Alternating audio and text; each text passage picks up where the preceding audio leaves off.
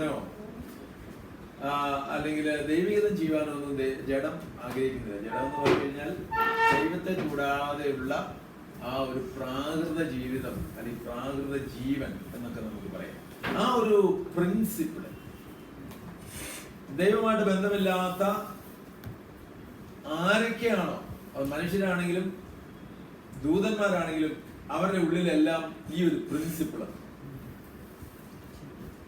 എന്ന് പറഞ്ഞു കഴിഞ്ഞാല് ദൈവത്തോട് ബന്ധമില്ലാത്ത ആ ഒരു ജീവൻ, അതാണ് ജഡം എന്ന് പറയുന്നത്. അതെല്ലായ്പ്പോഴും ദൈവത്തോട് മറുതലിക്കുകയും അതൊരിക്കലും ദൈവത്തെ അംഗീകരിക്കുന്നതല്ല, ദൈവത്തെ ആദരിക്കുന്നതല്ല, ദൈവത്തോടൊരു ഉത്സാഹമുള്ളതല്ല, ദൈവത്തെ അന്വേഷിക്കുന്നതല്ല. അതുകൊണ്ടാണ് ദൈവത്തിന് വചനം പറയുന്നത്, ആരും ദൈവത്തെ അന്വേഷിച്ചിട്ടില്ല. ദൈവത്തെ അന്വേഷിക്കുന്നവൻ ആരുമില്ല, എല്ലാവരും വഴിതെറ്റി ഒരുപോലെ കൊള്ളരുതാത്തവരായി തീർന്നു വേദപുസ്തകം പറയുന്നത്. അപ്പോൾ വാസ്തവത്തില് നമ്മൾ അങ്ങനെ ആയിരുന്നു എന്ന് ദൈവത്തിന്റെ വചനം പറയുന്നു. നമ്മൾ ജഡത്തിൽ നിന്ന് ജനിച്ച് ജഡമാവുന്നു.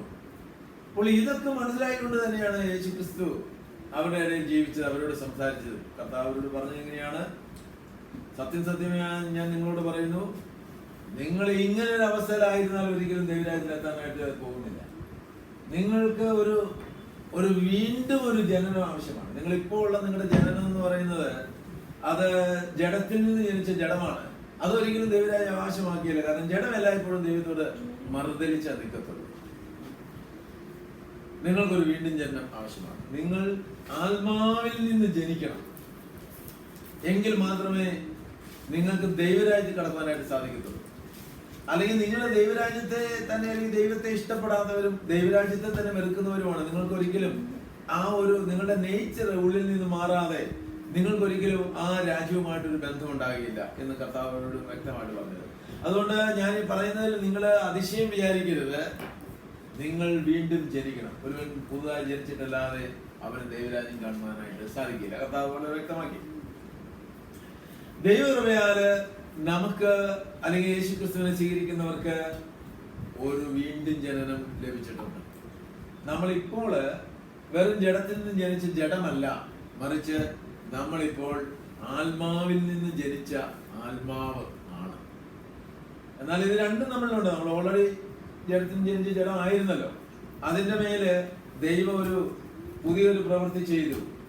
നമുക്കൊരു ബോൺ അഗെയിൻ എക്സ്പീരിയൻസ് കൂടി തന്നിട്ടുണ്ട്. അതുകൊണ്ട് നമ്മളിപ്പോൾ എന്താണ്, നമുക്കൊരു പുതിയ ആത്മാവ് നമ്മുടെ ഉള്ളില് പ്രവേശിച്ചിട്ടുണ്ട്, അല്ലെങ്കിൽ കടന്നു. നമ്മുടെ ആത്മാവ് പുതുക്കം പ്രാപിച്ചിട്ടുണ്ട്. നമുക്കൊരു പുതിയ ജീവൻ ലഭിച്ചിട്ടുണ്ട്. നമ്മളൊരു പുതിയ സൃഷ്ടിയായി മാറിയിട്ടുണ്ട്. നമുക്ക് എന്തായി തീർന്നു? നമ്മൾക്ക് ആത്മാവിലുള്ള ഒരു ജീവൻ കിട്ടിയിട്ടുണ്ട്. Praise the Lord. അതിനാണ് നമ്മള് പുതുജീവൻ എന്നൊക്കെ പറയുന്നത്. എന്നാൽ നമ്മുടെ ജഡം ഇപ്പോഴും നമ്മളിലുണ്ട്. അതാണ് ഇല്ല എന്നല്ല പറയുന്നത്. ജഡമുണ്ട്. ജഡം ഇപ്പോഴും നമ്മളിൽ ആ ഒരു പ്രിൻസിപ്പിൾ ഇപ്പോഴും ഉണ്ട്. അത് ഇനി പൂർണ്ണമായി നീക്കം ചെയ്യുന്നത് എപ്പോഴാണെന്ന് ചോദിച്ചു കഴിഞ്ഞാൽ യേശുക്രിസ്തുവിന്റെ രണ്ടാമത്തെ വരവിൽ നമ്മുടെ ശരീരത്തിന്റെ വീണ്ടെടുപ്പ് നടക്കുമ്പോഴാണ് നമുക്ക് ആ ജഡം നമ്മളിൽ ഇല്ലാന്ന് വരുന്ന, അല്ലെങ്കിൽ ആ ഒരു ദൈവത്തിനെതിരായി പ്രവർത്തിക്കുന്ന പ്രിൻസിപ്പിള് നമ്മൾ പൂർണ്ണമായിട്ടും അപാപ സ്വഭാവം എന്നൊക്കെ പറയും, അല്ലെങ്കിൽ ആ സിൻഫുൾ നേച്ചർ, അത് തന്നെ പാപത്തോടുള്ള ടെൻഡൻസി, അല്ലെങ്കിൽ ആ ജഡീകമായ ആ രീതികള്, ഇതെല്ലാം ഒരു പ്രിൻസിപ്പിള് പൂർണ്ണമായും നമ്മളിൽ നിന്ന് മാറുന്നത് നമ്മുടെ ശരീരത്തിന്റെ വീണ്ടെടുപ്പിലാണ്. ഇപ്പോഴാണ് നമ്മുടെ രക്ഷ എന്തായി തീരുന്നത്? രക്ഷ പൂർണ്ണമായി തീരുന്നത് എന്ന് പറയുന്നത്. ഇപ്പോൾ നമ്മൾ രക്ഷിക്കപ്പെട്ടു, നമ്മുടെ രക്ഷയിൽ ഇങ്ങനെ വളർന്നുകൊണ്ടിരിക്കുന്നു. ഒരിക്കൽ നമ്മുടെ രക്ഷ പൂർണ്ണമായി തീരും എന്ന് പറഞ്ഞു കഴിഞ്ഞാല് നമ്മളിൽ ആ പാപത്തിന്റെ ആ ഒരു പ്രവണത വരെ പൂർണ്ണമായി നീക്കം ചെയ്യപ്പെടും. എപ്പോഴാണ്? നമ്മുടെ ശരീരത്തിന് ഒരു വീണ്ടെടുപ്പ് ലഭിക്കുമ്പോൾ. അപ്പോൾ ഇവിടുത്തെ ഇഷ്യൂ എന്താണെന്ന് വെച്ച് കഴിഞ്ഞാൽ നമ്മളിൽ ആ ജഡം ഇപ്പോഴും ഇടയ്ക്കൊക്കെ പ്രവർത്തിക്കുന്നുണ്ട്. നമ്മള് ഒരു തെരഞ്ഞെടുപ്പ് നടത്തി തന്നെയാണ് ജീവിക്കാൻ പറ്റത്തുള്ളൂ എന്നാണ്. എന്ന് വെച്ച് കഴിഞ്ഞാൽ ജഡത്തെ എപ്പോഴും ക്രൂശിച്ചുകൊണ്ട് ആത്മാവിൽ ജീവിക്കും. എങ്കിൽ മാത്രമേ നമുക്ക് ആ ജീവനില് നമുക്ക് മുന്നോട്ട് പോകാനായിട്ട് സാധിക്കുകയുള്ളൂ. അപ്പോൾ ഇസ്രായേൽ ജനം മാത്രമല്ല, ലോകത്തിലെ സകല ജാതികളും നിങ്ങൾക്കറിയാം, അവര് മുഴുവൻ മനുഷ്യവർഗവും ജഡത്തിലാണ് ആയിരുന്നത്. ഒരു വീണ്ടും ജനനത്തിന്റെ അനുഭവത്തിലേക്ക് യേശുക്രിസ്തുവിന്റെ വരവിന് ശേഷമാണല്ലോ ആളുകൾ വന്നു തുടങ്ങിയത്. എന്താണെങ്കിലും ഇപ്പോഴും ആളുകൾ ജഡത്തിൽ പോകുന്നത്, ജഡത്താല് സ്വാധീനിക്കപ്പെടുന്നുണ്ട്. അന്നപ്പോൾ എന്തുമാത്രം ഉണ്ടായിരുന്നു നിങ്ങൾക്ക് തന്നെ ചിന്തിക്കാവുന്ന കാര്യമാണ്. ഏതായാലും അന്നത്തെ കാലത്ത് അവര് ഈ തരത്തിലുള്ള ഒരു പ്രവണത മുഖേന അവര് രാജാവിനെ ചോദിച്ചു. അപ്പൊ ദൈവത്തിന് അറിയാം ഇവരെ അങ്ങനെ പൂർണ്ണ വിശുദ്ധിയിലൊന്നും നടത്താനായിട്ട് ഇപ്പോഴൊന്നും സാധിക്കുന്ന കാര്യമല്ല. കാരണം യേശുക്രിസ്തുവിന്റെ വരവും അല്ലെങ്കിൽ ഒത്തിരി കാര്യങ്ങൾ നടക്കേണ്ടതായിട്ടുണ്ട്. ഏതായാലും ദൈവം അവരിങ്ങനെ ഈ രാജാവിനെ ചോദിച്ചപ്പോൾ ദൈവം മനസ്സില്ലാ മനസ്സോടെ എന്ന് വേണമെങ്കിൽ പറയാം. അല്ലെങ്കിൽ അത് പൂർണ്ണ ദൈവികതമല്ല, പക്ഷെ ദൈവം കൊടുത്തു.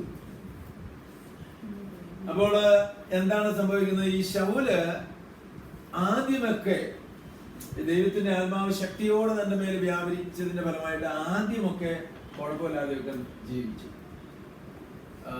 ദൈവത്തെ അനുസരിച്ചും ഒക്കെ ജീവിച്ചു. പക്ഷെ കുറെ കഴിഞ്ഞപ്പോൾ അദ്ദേഹത്തിന്റെ തനി സ്വഭാവം പതുക്കെ പുറത്തു വരാൻ തുടങ്ങി.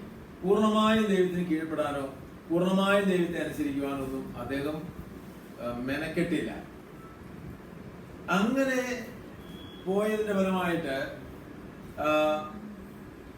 ദൈവത്തിന് അദ്ദേഹത്തെ തള്ളിക്കളയേണ്ടി വന്നു. കാരണം ദൈവത്തിന്റെ വചനം പൂർണ്ണമായിട്ടും ഉൾക്കൊള്ളുവാൻ, കീഴ്പ്പെടുവാൻ തയ്യാറാകാത്ത ഒരു വ്യക്തിയോടുള്ള ബന്ധത്തിൽ ദൈവത്തിന് അധികം നാളും ആ വ്യക്തിയിൽ പൂർണ്ണമായും അധിവസിച്ച് വ്യാപരിക്കാൻ കഴിയില്ല, നമ്മളാണെങ്കിലും. അതുകൊണ്ടാണ് ദൈവത്തിന് എപ്പോഴും പൂർണ്ണമായി കീഴ്പ്പെട്ട് ജീവിക്കണം എന്ന് പറയാനുള്ള കാരണം. അല്ലാണ്ട് കുറെ ഭാഗം ദൈവത്തിന് കീഴ്പ്പെടുത്തി കൊടുത്തു, ബാക്കിയുള്ള ഭാഗത്തേക്ക് ദൈവത്തെ അടുപ്പിക്കാതെ നമ്മൾ ജീവിക്കുന്ന അനുഭവമാണെങ്കിൽ കുറെ കഴിഞ്ഞ് കഴിയുമ്പോൾ ദൈവത്തിന് നമ്മുടെ മേൽ അധികമായി ദൈവത്തിന്റെ പദ്ധതി നിവർത്തിക്കാൻ സാധിക്കില്ല. എന്ന് പറഞ്ഞാൽ ദൈവം അങ്ങനെ ഫോഴ്സ് ചെയ്യുന്നില്ല. അതുകൊണ്ടാണ് ഇന്നത്തെ കാലത്ത് കുറെ വിശ്വാസികള് ആത്മാവിൽ വളരാതിരിക്കുന്നത്. കാരണം കുറച്ചങ്ങ് ചെന്ന് കഴിഞ്ഞിട്ട് പിന്നെ അവർക്ക് വളരാൻ പറ്റില്ല. കാരണം അവര് ദൈവത്തിന് കീഴ്പ്പെടേണ്ടതുപോലെ കീഴ്പ്പെട്ട് കൊടുത്തെങ്കിലല്ലേ ദൈവത്തിന് അവരില് അധിവാസം നടത്തി ദൈവം ആഗ്രഹിക്കുന്ന ഒരു വളർച്ചയിലേക്ക്, ഒരു ദൈവികമായ തലങ്ങളിലേക്ക് അവരെ കൊണ്ടുപോകാൻ പറ്റുന്നുള്ളൂ. അപ്പോൾ ആദ്യകാലത്ത് നമ്മളൊക്കെ ദൈവം പറയുന്നത് കേട്ടു എന്ന് പറഞ്ഞിട്ടൊന്നും കാര്യമില്ല. നമ്മളുടെ ജീവിതം എത്ര നാളുണ്ടോ അത്രയും നാള് നമ്മൾ വീണ്ടും കീഴ്പ്പെടുവാൻ, വീണ്ടും ഏൽപ്പിച്ചു കൊടുക്കുവാൻ, വീണ്ടും ഈ വഴിയിൽ തന്നെ നമ്മൾ സ്ഥിരതയോടെ യാത്ര ചെയ്തെങ്കിൽ മാത്രമാണ് നമ്മൾ ആഗ്രഹിക്കുന്ന, അല്ലെങ്കിൽ ദൈവം ആഗ്രഹിക്കുന്ന ഒരു സ്ഥലത്തേക്ക് നമ്മൾ എത്തിച്ചേരുകയുള്ളൂ. എന്താ വിശ്വാസികൾ കുറെ കഴിഞ്ഞ് കഴിയുമ്പോൾ അവര് കഠിനപ്പെട്ടവരും മുരടന്മാരും അല്ലെങ്കിൽ വ്യത്യാസപ്പെടുവാൻ മടിയുള്ളവരും ഈ ലോക ജീവിതത്തിൽ മുഴുകി ജീവിക്കുന്നവരും അല്ലെങ്കിൽ ദൈവത്തോടുള്ള ആ ബന്ധത്തിൽ വളരുവാൻ കഴിയാത്തവരും ദൈവമായിട്ടുള്ള ബന്ധത്തിലുള്ള അവരുടെ ആ ഉത്സാഹം കെട്ടുപോകുന്നവരും ഇപ്പൊ വലിയ എക്സൈറ്റ്മെന്റ് ഒന്നുമില്ല.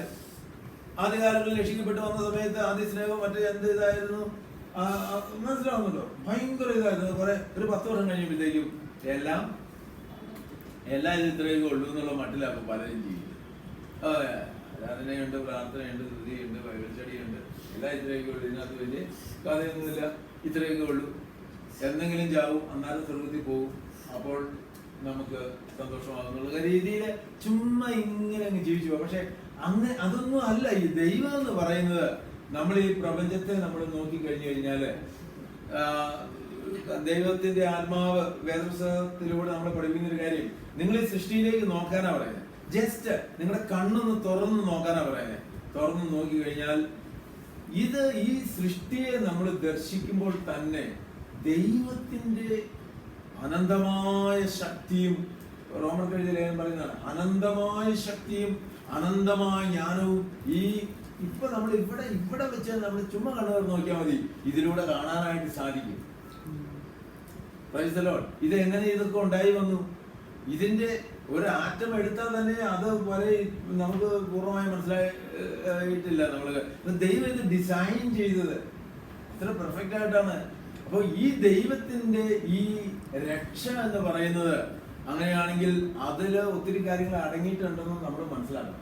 ഇത് ഇപ്പൊ നമ്മുടെ ചുറ്റുപാട് നമ്മൾ കണ്ണു തുറക്കുമ്പോഴുള്ള ഈ ഭൗതികമായ ലോകത്തിലെ രഹസ്യങ്ങൾ വരെ നമുക്ക് പൂർണ്ണമായി മനസ്സിലാക്കാനായിട്ട് സാധിച്ചിട്ടില്ല എങ്കിൽ ഈ ആത്മീയമായ ദൈവം തന്നെ പറയുന്ന ഇത്ര വലിയ രക്ഷ, ഈ രക്ഷയിൽ ദൈവം വെച്ചിരിക്കുന്ന കാര്യങ്ങൾ എന്തൊക്കെയാണെന്ന് സ്വർഗ്ഗത്തിൽ ചെല്ലുമ്പോൾ മനസ്സിലാവുന്ന കാര്യമല്ല പറഞ്ഞു വരുന്നത്. ഈ ഭൂമിയിൽ വെച്ച് തന്നെ ഒരു മനുഷ്യന് മനസ്സിലാക്കാൻ കഴിയുന്നത് എന്തൊക്കെയാണെന്ന് തിരിച്ചറിയുവാൻ, അതിൽ ഇനിയും ആഴങ്ങളുണ്ടെന്ന് ഒന്ന് മനസ്സിലാക്കുവാൻ നമ്മളൊക്കെ മനസ്സ് വയ്ക്കണം. അതുകൊണ്ട് ദൈവത്തിന്റെ ഈ രക്ഷയിലുള്ള നമ്മുടെ എക്സൈറ്റ്മെന്റ് നമ്മള് കളഞ്ഞു കുളിച്ചിട്ട് കാര്യമില്ല. പിശാച് നമ്മളെ വഞ്ചിച്ച് കണ്ണുകളെ കുരുടാക്കുകയാണ്. ഞാനൊക്കെ രക്ഷിക്കപ്പെട്ട് വരുന്ന സമയത്ത് പലരുടെ അഭിപ്രായം ഇങ്ങനെയായിരുന്നു, കുറെ കഴിയുമ്പോൾ കാണാമെന്നാ. കാരണം ഞങ്ങളും ഇങ്ങനെയൊക്കെയാണ് വന്നത്. കുറെ കഴിയുമ്പോ ഈ എക്സൈറ്റ്മെന്റും ഈ കാര്യങ്ങളൊന്നും ഉണ്ടാവില്ല എന്നാണ് ആളുകൾ അന്നേ ഞാൻ തീരുമാനിച്ചു. ഇത് കേട്ടപ്പോഴേ ഞാൻ തീരുമാനിച്ച എന്റെ ജീവിതത്തിൽ അങ്ങനെ സംഭവിക്കില്ല. അതൊന്ന് ആലോചിച്ചൊക്കെ, ഈ പ്രായം ചെന്ന ആൾക്കാരൊക്കെ ആരും ഞങ്ങളെ 10-30 വർഷമായിട്ട് ഇവിടെ നടക്കുകയാണ്, ഞങ്ങളുടെ അവസ്ഥ കണ്ടില്ലേ, ഞങ്ങൾ ഇത്രയൊക്കെ ഉള്ളൂ എന്നുള്ള മട്ടിലാണ് രീതികള്. കാരണം അവർക്ക് എക്സൈറ്റ്മെന്റ് എവിടെയൊക്കെ വെച്ച് നഷ്ടപ്പെട്ടു പോയി. അതിന് കാരണം വേറൊന്നുമല്ല, ജഡത്തിന്റെ ഭയങ്കരമായ സ്വാധീനമാണ്. പരിശുദ്ധാത്മാവിനാൽ കൂടുതൽ കൂടുതൽ സ്വാധീനിക്കപ്പെടുവാൻ തക്കവണ്ണം ജീവിതം ഏൽപ്പിച്ചു കൊടുക്കാൻ തയ്യാറാകാത്ത സാഹചര്യത്തില് പിന്നെ ദൈവത്തെ കുറ്റം പറഞ്ഞിട്ട് കാര്യമില്ല. ഇതൊക്കെ ഈ രക്ഷ എന്ന് പറയുന്നത് ഇത്രയും വിരസതയും ഇത്രയും മുരടിപ്പും ഈ പ്രാർത്ഥനയും ഈ കൂട്ടായ്മയും ഇതൊക്കെ എന്നതാണോ? ഇത് ഇതിനകത്തന്നെ ആയിപ്പോയത് കൊണ്ട് ഇങ്ങനെ ചെയ്തു പോകാന്നുള്ള രീതിയിലാണ് മനുഷ്യരെ ചിന്തിക്കുന്നത്. അതൊക്കെ പിശാചിന്റെ വഞ്ചനയാണ്. ഞാൻ നിങ്ങളോട് പറയട്ടെ, ദൈവത്തിന്റെ രക്ഷയാണെങ്കിൽ അതില് നമുക്ക് ഒത്തിരി സന്തോഷിക്കാനായിട്ടുണ്ട്, ഒത്തിരി മുന്നേറുവാനായിട്ടുണ്ട്, ഒത്തിരി കാണുവാനായിട്ടുണ്ട്, ഒത്തിരി അനുഭവിക്കുവാനായിട്ടുണ്ട്, ഒത്തിരി പഠിക്കുവാനായിട്ടുണ്ട്. ഇതുവരെ നമ്മൾ കടന്നു വന്നത് ഒന്നും അല്ലാത്ത രീതിയിൽ കാര്യങ്ങൾ മുന്നേ വീണ്ടും കിടക്കുകയാണെന്ന് അത് മനസ്സിലാക്കണമെങ്കിൽ നമ്മുടെ കണ്ണുകൾ വന്നെങ്കിൽ മാത്രമേ അത് സംഭവിക്കത്തുള്ളൂ. ഏതായാലും ഈ ശൗല് മനസ്സിലാക്കണം കാര്യം, ദൈവം മനസ്സിലാവണത്തോടെയാണ് അവനെ രാജാവാക്കിയതെങ്കിൽ പോലും ദൈവത്തിന്റെ ഭാഗത്ത് നിന്ന് ചെയ്യാനുള്ളതെല്ലാം അവന് വേണ്ടി ചെയ്തു കൊടുത്തിട്ടുണ്ട്. 40 വർഷം അവൻ ഭരിച്ചു. 1-2 വർഷം കൊണ്ട് മോനെ നീ 1-2 വർഷം നിന്നെ ആക്കി, എനിക്ക് അത്രയും താല്പര്യമൊന്നുമില്ലായിരുന്നു, എന്നാൽ 3-4 വർഷം നീ ഭരിച്ചിട്ട് നീ പോ എന്നുള്ള നിലയൊന്നും ആയിരുന്നില്ല. 40 years അവൻ ഇസ്രായേലിനെ ഭരിച്ചു. പക്ഷെ ഈ 40 വർഷത്തിന്റെ അവസാനം, അല്ലെങ്കിൽ അവന്റെ ജീവിതത്തിന്റെ അവസാന കാലയളവിലേക്ക് വന്നു കഴിയുമ്പോഴത്തേക്കും അവൻ ചില കാര്യങ്ങളൊക്കെ ചെയ്തു. അത് ആണ് ഈ 1 ശമൂവേൽ 28-ാം അധ്യായത്തിൽ നമ്മളോട് പറയുന്നത്. ഇവിടുത്തെ വിഷയം ഇതാണ്. ഇവന്റെ ഈ 40-ാമത്തെ വർഷം ആയപ്പോഴത്തേക്കും യുദ്ധം ഭയങ്കരമായിട്ട് കൊടുമ്പിരി കൊണ്ടു. ഇസ്രായേലിനെതിരെ ഫിലിസ്തീന് പട നിരത്തിയിരിക്കുകയാണ്. ആ ഒരു സാഹചര്യത്തില് കാര്യങ്ങൾ ഇങ്ങനെ മുന്നോട്ട് പോവുകയാണ്. അപ്പോൾ അവിടെ 28-ാം അധ്യായം 1 ശമൂവേൽ 28-ാം അധ്യായം 4-ാം അധ്യായത്തിൽ 4-ാമത്തെ വാക്യത്തിൽ പറയുന്നത്, എന്നാൽ ഫിലിസ്തീർ ഒന്നിച്ചുകൂടി ശൂനേമിൽ പാളയമിറങ്ങി, ശൗലും എല്ലാ ഇസ്രായേലിനെയും ഒന്നിച്ചുകൂട്ടി ഗിൽബോവയിൽ പാളയമിറങ്ങി. ശൗൽ ഫിലിസ്തീരുടെ സൈന്യത്തെ കണ്ട് ഭയപ്പെട്ട് അവന്റെ ഹൃദയം ഏറ്റവും വിറച്ചു. ശൗൽ യഹോവയോട് ചോദിച്ചാറേ, യഹോവ അവനോട് സ്വപ്നം കൊണ്ടോ ഉറിയും കൊണ്ടോ പ്രവാചകന്മാരെ കൊണ്ടോ ഉത്തരം അരുളിയില്ല. നമ്മൾ മനസ്സിലാക്കേണ്ട ഒരു കാര്യം, ദൈവം നമുക്ക് ഉത്തരം തന്നില്ലെങ്കിൽ നമ്മൾ എന്ത് ചെയ്യും? ദൈവത്തോട് നമ്മൾ പ്രാർത്ഥിക്കുന്നു, ദൈവത്തോട് നമ്മൾ ചോദിക്കുന്നു, പക്ഷെ ദൈവം നമുക്ക് ഉത്തരം തരുന്നില്ല. അങ്ങനെയുള്ള സാഹചര്യത്തിൽ നമ്മൾ പിന്നെ എന്താണ് ചെയ്യുന്നത്? നമ്മുടെ പ്രാർത്ഥനയ്ക്ക് ഉത്തരം കിട്ടുന്നില്ലെങ്കിൽ നമ്മൾ എന്ത് ചെയ്യണം? ഈ ചോദ്യം വളരെ പ്രസക്തമാണ്. ഇവിടെ ശൗല് ചെയ്തൊരു കാര്യം ഇവിടെ പറഞ്ഞിരിക്കുന്നത് എങ്ങനെയാണ്? അവൻ ഉത്തരം കൊടുത്തില്ലല്ലോ, ദൈവം കൊടുത്തില്ല, ഉത്തരം കൊടുത്തില്ല. അവന് സ്വപ്നം കൊണ്ടോ ഉറിയും കൊണ്ടോ അല്ലെങ്കിൽ പ്രവാചകന്മാരെ കൊണ്ടോ ഒന്നും ദൈവം മിണ്ടുന്നേ ഇല്ല. അബ്സല്യൂട്ട് സൈലൻസ്, നിശബ്ദത. ദൈവത്തിന്റെ ഭാഗത്തുനിന്ന് ഒരാൾക്കില്ല. ഈ ഒരു സാഹചര്യത്തിൽ ശൗൽ ചെയ്തത് ഇവിടെ പറയുന്നത് ഇങ്ങനെയാണ്. അപ്പോൾ ശൗൽ തന്റെ ഭൃത്യന്മാരോട്, എനിക്കൊരു വെളിച്ചപ്പാടത്തെ അന്വേഷിക്കും, ഞാൻ അവളുടെ അടുക്കൽ ചെന്ന് ചോദിക്കും എന്ന് പറഞ്ഞു. ശൗലിന്റെ ആ ഒരു മാനസികാവസ്ഥ എന്തായിരുന്നു അറിയാമോ? ദൈവം എനിക്ക് ഉത്തരം തന്നില്ലെങ്കിൽ അടുത്തപടി ഞാൻ നോക്കുകയാണ്, അടുത്ത പടി ഇത്രയേ ഉള്ളൂ, ഞാൻ ഒരു മീഡിയത്തിന്റെ അടുത്തിൽ പോകും, അല്ലെങ്കിൽ ഞാൻ പിശാചുമായിട്ട് ബന്ധപ്പെടുന്നു. വേറെ രീതി പറയുന്നു, അത്രയും തെളിച്ച് പറയുന്നില്ലെങ്കിൽ മീഡിയം എന്താണെന്ന് നമുക്കറിയാം. വെളിച്ചപ്പാടന്മാരും വെളിച്ചപ്പാടത്തിമാരുമായിട്ടൊക്കെ ഉള്ള ബന്ധം, അല്ലെങ്കിൽ മന്ത്രവാദികളുടെ അടുക്കൽ പോകാന്ന് പറയുമ്പോൾ അത് സാത്താനിക ശക്തികളുമായിട്ട് അവർക്ക് ബന്ധമുണ്ടെന്നുള്ള കാര്യം നമ്മൾ മനസ്സിലാക്കും. ഈ വെളിച്ചപ്പാടത്തിമാരും വെളിച്ചപ്പാടന്മാരും ഒക്കെ ഓരോരോ ആലോചനകളും ഓരോരോ കാര്യങ്ങളൊക്കെ പറയുന്നത് പിശാചിൽ നിന്നാണെന്നുള്ളതാണ് അതിൻ്റെ യാഥാർത്ഥ്യം. അതുകൊണ്ട് തന്നെ ദൈവം ന്യായപ്രമാണത്തിൽ പറഞ്ഞിരിക്കുന്ന ഒരു കാര്യം, എൻ്റെ ജനത്തിൻ്റെ ഇടയിൽ വെളിച്ചപ്പാടത്തിമാരോ വെളിച്ചപ്പാടന്മാരോ മന്ത്രവാദികളോ കൂടോത്രക്കാരോ ശകുനം നോക്കുന്നവരോ ഉണ്ടാകാൻ പാടില്ല. അവരൊരിക്കലും എൻ്റെ ജനത്തിൻ്റെ ഇടയിൽ കാണാൻ പാടില്ല.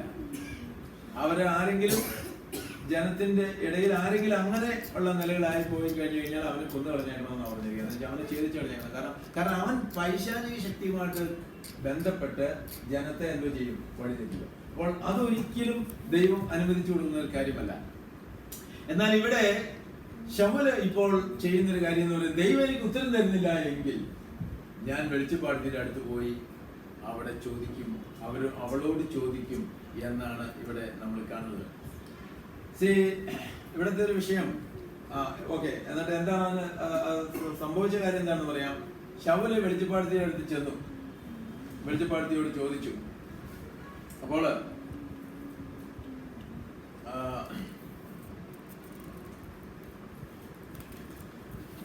ഞാൻ ആരെ വരുത്തി തരേണ്ടു എന്ന് സ്ത്രീ ചോദിച്ചതിന് ശമൂലിനെ വരുത്തി തരണം എന്ന് അവൻ പറഞ്ഞു.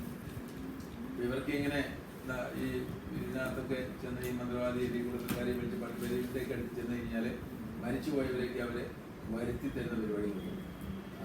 നാം മനസ്സിലാക്കേണ്ട കാര്യം എന്ന് വെച്ച് കഴിഞ്ഞാൽ വാസ്തവത്തിൽ മരിച്ചുപോയാലും വരികയല്ല, അവരൊക്കെ ദൈവത്തിന്റെ കസ്റ്റഡിയിലാണ്. പിന്നെ വരുന്നത് ആരാന്ന് വെച്ച് കഴിഞ്ഞാൽ പൈശാചികശക്തികൾ ഇവരെ വേഷം കെട്ടി വരും, അത്രേ ഉള്ളൂ.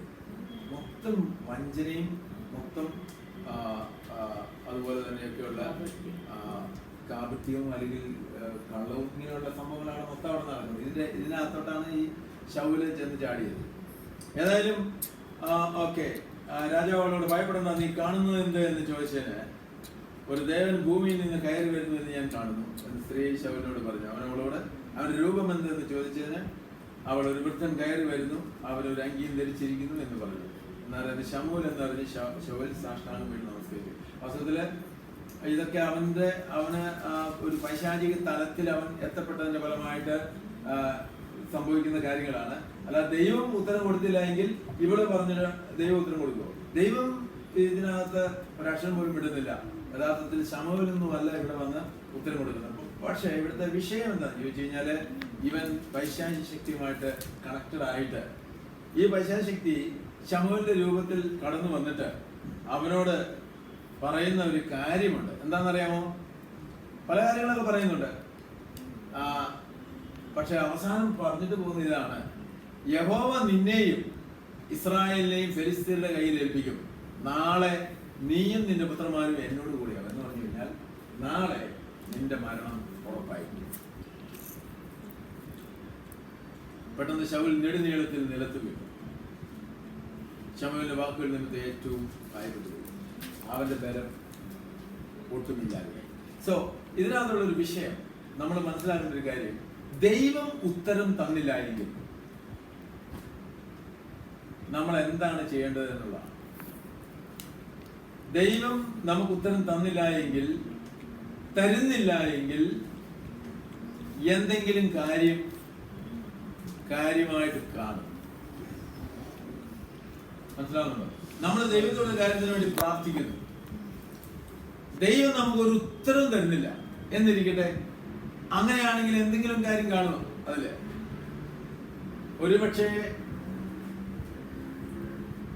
നമ്മുടെ ഭാഗത്ത് എന്തെങ്കിലും കുഴപ്പം കാണും. അതൊന്ന് തിരുത്തുവാനായിട്ട് ദൈവം നമുക്ക് സമയം തരികയായിരിക്കും.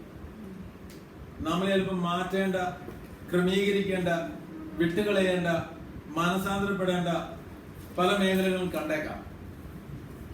അത് നാം മനസ്സിലാക്കി തിരുത്തേണ്ട മേഖലകളെ തിരുത്തുവാൻ നമ്മൾ തയ്യാറാവണം. ദൈവം നമുക്ക് ഉത്തരം തരുന്നില്ല എങ്കിൽ ദൈവസന്നിധിയിൽ എളിമപ്പെടുവാൻ നമ്മൾ തയ്യാറാണ്. ദൈവം നമുക്ക് ഉത്തരം തരുന്നില്ല എങ്കിൽ ആ ദൈവത്തിന്റെ നിശബ്ദത തന്നെ ദൈവത്തിന് നമ്മോടുള്ള സ്നേഹമാണെന്ന് നമ്മൾ തിരിച്ചറിയും.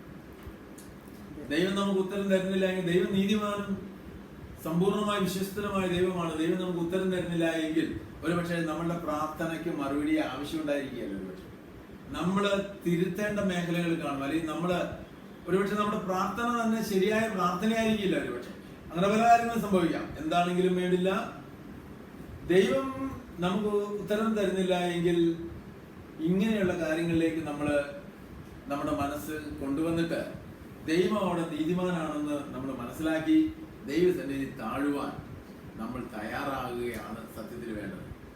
പക്ഷെ ശൗൽ അതിനൊന്നും തയ്യാറായില്ല. അവൻ തീരുമാനിച്ചെന്ന് വെച്ചാൽ ദൈവം എനിക്ക് ഉത്തരം തരുന്നില്ല എങ്കിൽ വേറെ പണി ഞാൻ നോക്കും എന്നുള്ള രീതിയിൽ അവനോട് തന്നെ വെളിച്ചപ്പാടത്തി അന്വേഷിച്ചു.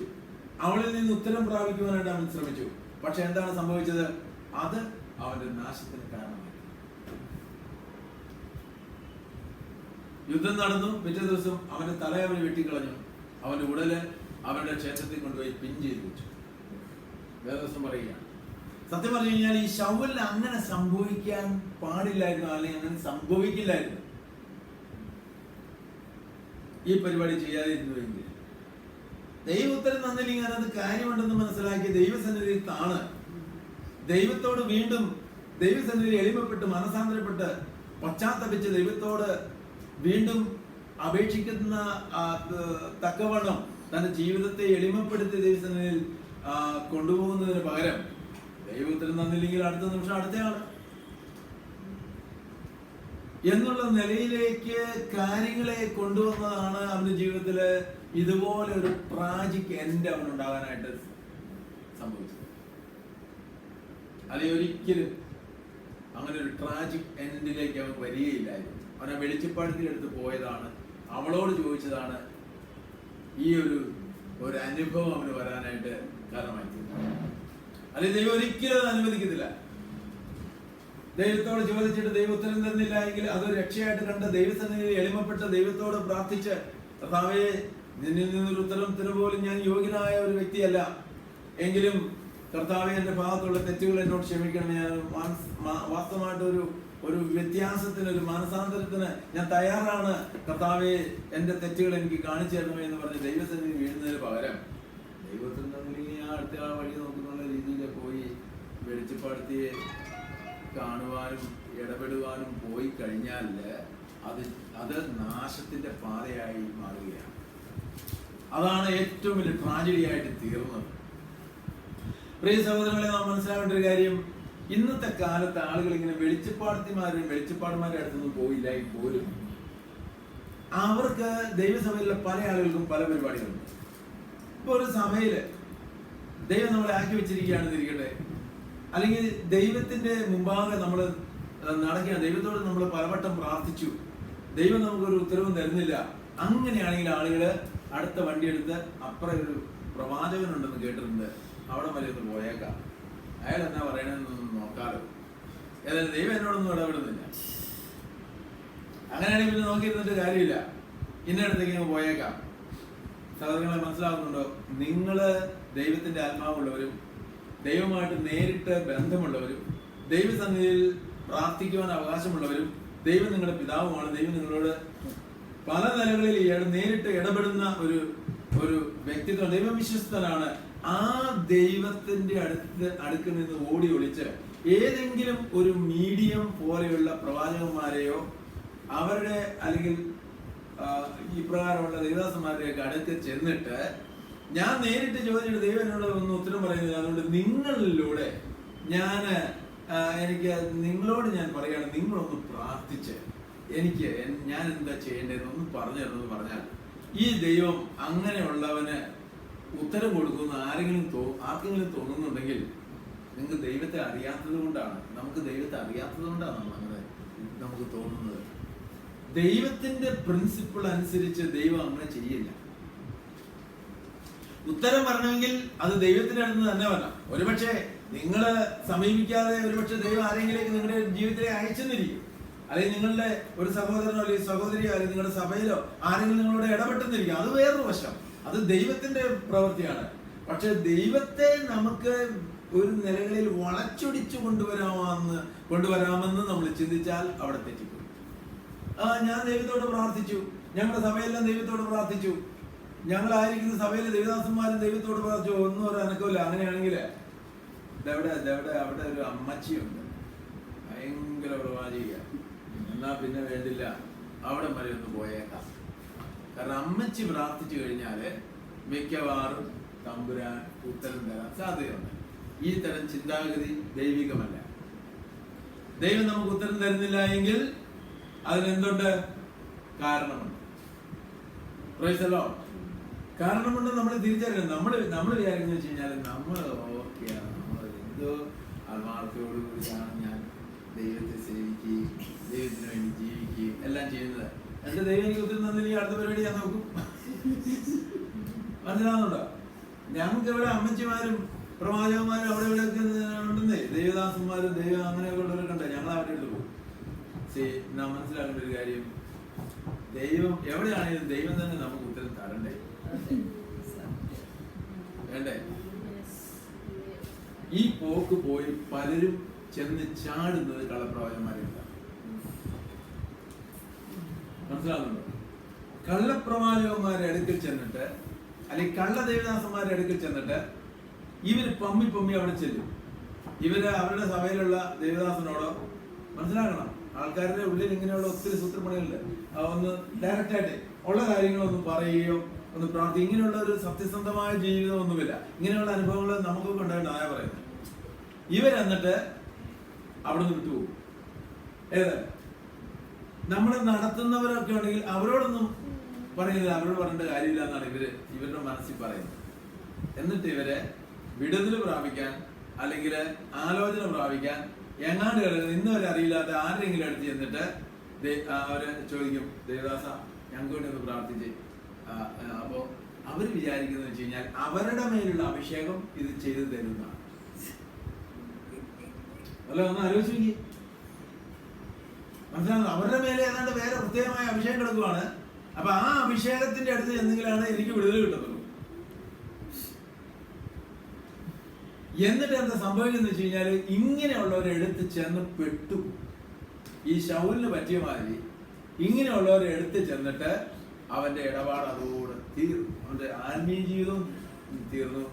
അവനൊരു ട്രാജിക് എൻഡ് ഉണ്ടായി. ഇങ്ങനെ എത്ര പേര് നശിച്ചു പോകുന്നുണ്ട്. സഹോദരങ്ങളെ, നമ്മൾ ഓരോരുത്തരും മനസ്സിലാക്കേണ്ട ഒരു കാര്യം, ഈ ദൈവം നമ്മുടെ പിതാവാണെന്നൊക്കെ ചുമ്മാ പറയുന്നതാണ്. ദൈവം നമ്മുടെ ഇടപെടില്ലേ? നിങ്ങളത് യേശുവിന്റെ രക്തത്താൽ വീണ്ടെടുക്കപ്പെട്ടവരാണോ അല്ലയോ? ഈ ദൈവസഭ എന്ന് പറയുന്നത് ദൈവത്തിന്റെ ആത്മാവ് പ്രാപിച്ച ദൈവമക്കളുടെ കൂട്ടായ്മയാണ്. ഓരോരുത്തർക്കും ദൈവത്തിന്റെ ആത്മാവിനാൽ ദൈവസന്നിധിയിലേക്ക് പ്രവേശിക്കുവാനായിട്ടുള്ള ഒരു പ്രവേശനം ലഭിച്ചിട്ടുണ്ട്. ഹല്ലേലൂയ. അതുകൊണ്ട് ഞാൻ പ്രാർത്ഥിച്ച ദൈവം കേൾക്കത്തില്ല, പക്ഷെ എനിക്ക് വേണ്ടി വേറൊരാൾ പ്രാർത്ഥിച്ച ദൈവം കേൾക്കുമെന്ന് ഇന്നത്തെ സഭയിലുള്ള അനേക ദൈവദാസന്മാർ പോലും മനസ്സിലാക്കി വെച്ചേക്കുക. ഒന്ന് ആലോചിച്ച് നോക്കി, കാര്യങ്ങൾ എവിടെയൊക്കെ പോയിന്ന്. അല്ല, ഞാൻ പ്രാർത്ഥിച്ചു കഴിഞ്ഞാൽ ദൈവം കേൾക്കത്തില്ല, പക്ഷേ എനിക്ക് വേണ്ടി വേറൊരു ദൈവദാസൻ പ്രാർത്ഥിച്ചാൽ ദൈവം കേൾക്കും. അതെന്നാ അതിന്റെ വേദപുസ്തകത്തില് അങ്ങനെയൊന്നുമല്ല നമുക്ക് കാര്യങ്ങള് തമ്പുരാൻ മനസ്സിലാക്കി തന്നിരിക്കുന്നത്. ഞാൻ ദൈവത്തോട് പ്രാർത്ഥിച്ചാൽ കേട്ടില്ല എങ്കിൽ എനിക്ക് വേണ്ടി വേറൊരു ദേവദാസൻ ദൈവത്തോട് പ്രാർത്ഥിച്ചാലും കേൾക്കുകയല്ല. ഞാൻ തന്നെ ദൈവസന്നിധിയിൽ എളിമപ്പെട്ട് ഞാൻ തന്നെ കർത്താവിന്റെ സന്നിധിയിൽ ചെല്ലണം. Praise the Lord. അല്ലാതെ ദൈവം എന്നോട് ഇടപെട്ടില്ല എങ്കിൽ വേണ്ട, ഞാൻ വേറൊരു വ്യക്തിയിലൂടെ ഞാൻ ദൈവത്തെ കണ്ട് ഇടപെടിയിപ്പിക്കും. അല്ല, ഒന്ന് ആലോചിക്കേ, ഉരുട്ടുപത്തി പോകുന്ന പോക്കേ. ഇന്ന് ഈ പല ഇടങ്ങളിലും നടക്കുന്ന ഇതുപോലുള്ള കാര്യങ്ങൾ എന്താ ഞാൻ നിങ്ങളോട് പറയട്ടെ. നമ്മള് സത്യസന്ധമായി ദൈവസന്നിധിയിൽ ജീവിക്കുകയും നമ്മുടെ ഹൃദയത്തിന്റെ അടിത്തട്ടിൽ നിന്ന് ദൈവസന്നിധിയിൽ പ്രാർത്ഥിക്കുകയും ചെയ്യുന്ന ഓരോ പ്രാർത്ഥനയ്ക്കും കർത്താവ് ഉത്തരം തന്നിരിക്കും. നീ ഒരു ദൈവ പൈതലാണെങ്കിൽ നീ ദൈവത്തോടുകൂടെ സത്യസന്ധമായി ജീവിക്കുന്ന ഒരു വ്യക്തിയാണെങ്കിൽ നിന്നെ ഒരിക്കലും കൈവിടുന്ന ദൈവമല്ല. കർത്താവ് പറഞ്ഞിട്ടുണ്ട്, ഹല്ലേലൂയ. അവന്റെ സാന്നിധ്യത്തിലേക്ക് നിന്നെ വിളിച്ചിട്ടുണ്ടെങ്കിൽ, അവന്റെ ആത്മാവ് നിന്റെ മേല് പകർന്നിട്ടുണ്ടെങ്കിൽ ദൈവം നിനക്ക് നേരിട്ട് ഉത്തരം തരും. ദൈവവചനത്തിൽ എത്രമാത്രം വാക്യങ്ങളാണ് അതിനുള്ള ബന്ധത്തിൽ കിടക്കുന്നത്. ലംഘനം ക്ഷമിച്ചും പാപം മറച്ചും കിട്ടിയ മനുഷ്യൻ ഭാഗ്യവാൻ. അവന്റെ ഭാഗ്യാവസ്ഥ എന്താണ്? അവൻ നടക്കേണ്ടുന്ന വഴി ഞാൻ അവന് കാണിച്ചു കൊടുക്കും. ഞാൻ എന്റെ ദൃഷ്ടി അവന്റെ മേല് വെച്ച്, അവന്റെ മേല് ഈ ലംഘനം ക്ഷമിച്ചും പാപം മറച്ചും കിട്ടിയവന്റെ മേല് വെച്ചിട്ട് ഞാൻ അവനെ വഴി കാണിച്ചു. ഇനി ദൈവം നമുക്കൊരു ആലോചന തന്നു, അല്ലെങ്കിൽ ദൈവം ശരി എൻ്റെ ഒരു ദാസനെ നിനക്ക് വേണ്ടി തയ്യാറാക്കി വെച്ചിട്ടുണ്ട്, നീ അവൻ്റെ അടുത്ത് പോകാൻ പറഞ്ഞു കഴിഞ്ഞാൽ പോകണം. പ്രൈസലോ. പ്രവാചകന്മാരും ദൈവദാസന്മാരും ഒക്കെ ഉണ്ട്. അവരൊക്കെ നമ്മളെ സഹായിക്കാനും നമുക്ക് വേണ്ടി പ്രാർത്ഥിക്കാനും ഒക്കെ ഇരിക്കുന്നവരാണ്. ദൈവ സമയാസമയങ്ങളിൽ അവരെയൊക്കെ നമ്മുടെ ജീവിതത്തിൽ ഉപയോഗിച്ചെന്നും വരും എന്ന് വെച്ചുകൊണ്ട് നമ്മള് നമ്മള് നേരിട്ട് കഴിഞ്ഞാൽ ദൈവം സമയം കേൾക്കുന്നില്ല. അതുകൊണ്ട് വേറൊരുത്തരും സഹായം നേടി അവനെ കൊണ്ട് പറയിപ്പിച്ച് മനസ്സിലാവും. ഇതാണല്ലോ നമ്മളൊക്കെ പണ്ടായിരുന്നിട്ട് ഇത് ഈ പരിപാടിയാണല്ലോ നടന്നത്. ഞങ്ങളൊന്നും പ്രാർത്ഥിച്ച ദൈവം കേൾക്കില്ല. അതുകൊണ്ട് ഏതെങ്കിലും വിശുദ്ധന്മാരോ ഏതെങ്കിലും ദൈവത്തോട് അടുത്ത് ജീവിക്കുന്നവരോ അവരെ കയറി പിടിക്കാം. ഇപ്പൊ തന്നെ പറയുന്നത് വെച്ച് കഴിഞ്ഞാൽ നമ്മുടെ പ്രാർത്ഥനയൊന്നും ദൈവം കേൾക്കില്ല. അതുകൊണ്ട് നമുക്ക് മാതാവിനെ കയറി പിടിക്കാം. അല്ല, പുള്ളിക്കാരത്തി ദൈവമായിട്ട് ഒത്തിരി അടുത്ത ബന്ധമുള്ള ആളാണല്ലോ. അപ്പൊ പുള്ളിക്കാരത്തിന് പറഞ്ഞാൽ മതി കാര്യങ്ങളെ. അതുകൊണ്ടാണ് ഈ മധ്യസ്ഥ മാതാവിനോട് മധ്യസ്ഥമാണ്. പുള്ളിക്കാരത്തി പറഞ്ഞു കഴിയുമ്പോൾ തന്നു ദൈവം കേട്ട് ഇങ്ങോട്ട് പറയും. മനസ്സിലാവുന്നുണ്ടോ? ഈ ആത്മാവ് ഈ വിശ്വാസികളുടെ ജീവിതത്തിലും വ്യാപരിക്കുന്നുണ്ട്. അത് ഈ രീതിയിലാണെന്ന് മാത്രമേ ഉള്ളൂ. അതിനെ കുറെ പ്രോത്സാഹിപ്പിക്കാനായിട്ട് കുറെ ആൾക്കാരുണ്ട്. ചില ആളുകൾ പറയുന്നത് വെച്ചാൽ നിങ്ങളെല്ലാവരും വാ വാ വാ വാ എൻ്റെ അടുത്ത് വരാനാണ് എന്ന് വെച്ച് കഴിഞ്ഞാൽ ഞാൻ നിങ്ങൾക്ക് കൊണ്ട് പ്രാർത്ഥിക്കാം, ഞാൻ അപേക്ഷിച്ചാൽ ദൈവം കേൾക്കത്തുള്ള രീതിയിൽ. മനസ്സിലാകുന്നുണ്ടോ? അപ്പൊ വിശ്വാസികൾ എന്തുകൊണ്ട് അവർക്ക് ഈ പറഞ്ഞ മാതിരി വലിയ ദൈവമായിട്ട് എന്തെങ്കിലും വലിയ ഇതൊന്നുമില്ല. ഈ ദൈവദാസം പ്രാർത്ഥിച്ചാലാണ് ദൈവം കേട്ട് അനുഗ്രഹം പറ്റുള്ളൂ. ഇന്നാള് ഒരു സോഷ്യൽ മീഡിയയിൽ വന്ന ഒരു ഇത് ഞാൻ വായിക്കാനായിട്ട് ഇട വന്നു. അതിനകത്ത് അല്ല, കഷ്ടമാണ് ഇവിടെ നടക്കുന്ന കാര്യങ്ങള്. ഞാൻ അയാളുടെ പേരൊന്നും പറഞ്ഞ് നാറ്റിക്കാനായിട്ട് ആഗ്രഹിക്കുന്നില്ല. ഇവിടെ ഫേമസ് ആയിട്ടുള്ള ഒരു ദേവദാസനാണ്. അദ്ദേഹം പറഞ്ഞെന്നാണ് പറയുന്നത്, പുള്ളിയാണ് സഭയുടെ പാസ്റ്റർ. ആ പാസ്റ്ററിലൂടെ എന്ത് ഒഴുകുന്നു? ദൈവാനുഗ്രഹം അങ്ങേരിലൂടെ ഒഴുകി വിശ്വാസികളിലേക്ക് പ്രവേശിക്കും. മനസ്സിലാവുന്നുണ്ടോ? ഇത് എവിടെ പോയി നിൽക്കുമെന്നറിയാമോ? ഇത് നിൽക്കുന്ന എവിടെയാന്ന് വെച്ച് കഴിഞ്ഞാല് ഇപ്പൊ KP പോയ മാതിരി, അല്ലെങ്കിൽ പിന്നെ കുറെ നാൾ ഇവിടെ മാന്യമായിട്ടുണ്ടായിരുന്ന ദൈവസഭ അവസാനം എന്തായി തീർന്നു? ഈ പൗരോഹിത്യത്തിലേക്ക് ചെന്നെത്തി. മനസ്സിലാക്കും. പാപം മോചിച്ച് കിട്ടണമെങ്കിലും ആരെടുത്ത് തരണം?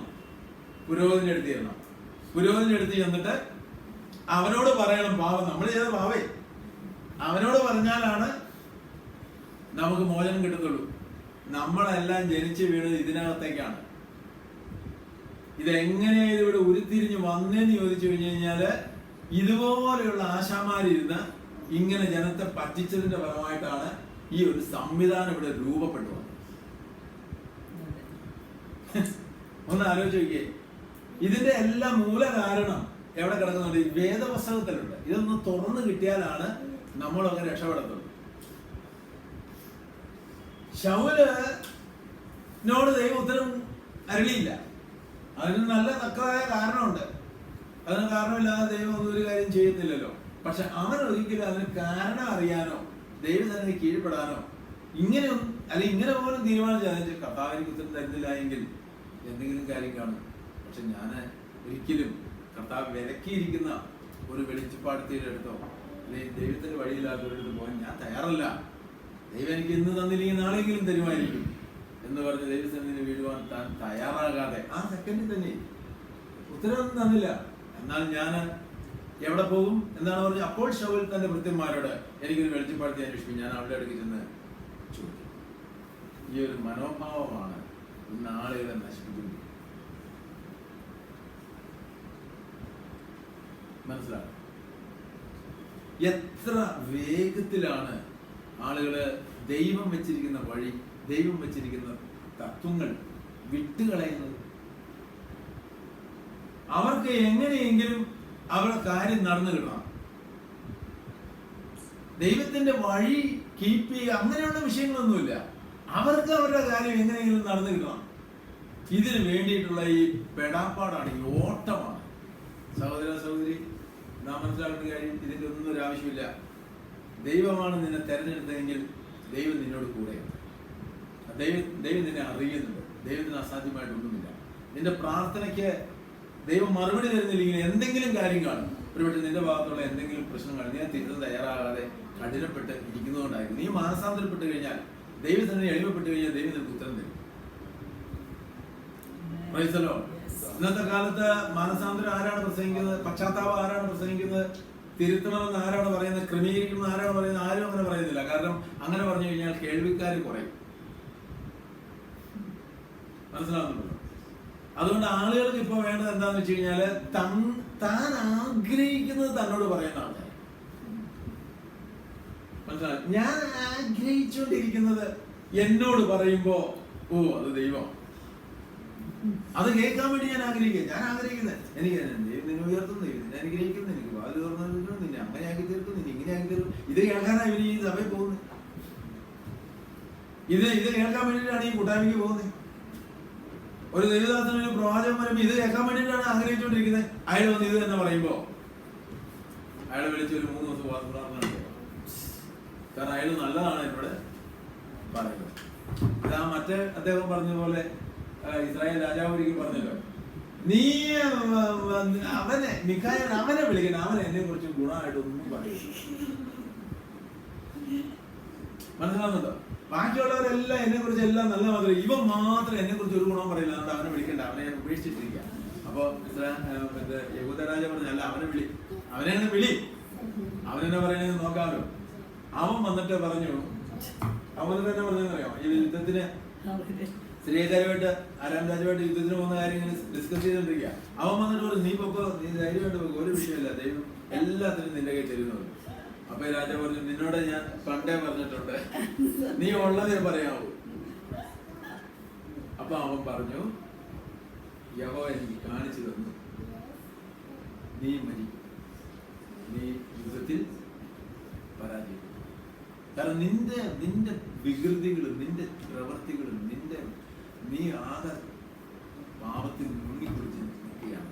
അതുകൊണ്ട് നിനക്ക് ഇങ്ങനെ സംഭവിക്കുന്നുണ്ടെന്ന് ദൈവം എനിക്ക് കരുതി. അപ്പോഴാണ് അവനുള്ള കാര്യം സത്യം പറഞ്ഞത്. പക്ഷെ അത് ഈ രാജാവിനോടുള്ള ദൈവത്തിന്റെ ദയ അവന് വേണ്ടി അന്നേരം തീരുമാനിക്കായിരുന്നു. എന്നാ വേണ്ട, പോകണ്ട തീരുമാനം. പക്ഷെ അവൻ തീരുമാനിച്ചില്ല, അവൻ പോവുകയും ചെയ്തു. ദൈവം പറഞ്ഞു. നമ്മൾ മനസ്സിലാക്കേണ്ട കാര്യം, മനുഷ്യര് എത്ര വേഗത്തിലാണ് ദൈവത്തിന്റെ വഴിയെല്ലാം മറന്നു പോകുന്നത്. അല്ലെങ്കിൽ പല മനുഷ്യരും ദൈവത്തിന്റെ വഴിയിൽ എസ്റ്റാബ്ലിഷ്ഡ് അല്ല.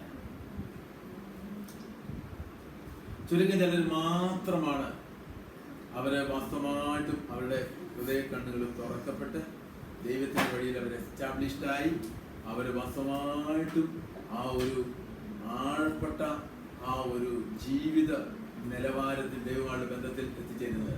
അവര് ദൈവത്തിന് ഏറ്റവും വിലയേറിയവരാണ്.